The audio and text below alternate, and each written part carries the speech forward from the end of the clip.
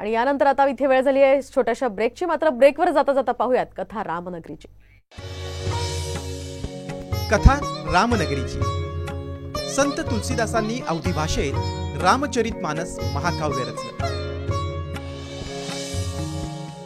रामभक्तीचा सुंदर आविष्कार असलेला हा महान काव्यग्रंथ रामचरितमानसमध्ये श्रीरामाची कथा आहे। अयोध्येमध्ये 1574 मध्ये रामनवमीला ग्रंथ लिहिण्याला प्रारंभ केला आणि 1576 मध्ये रामचरितमानस लिहून पूर्ण झाला।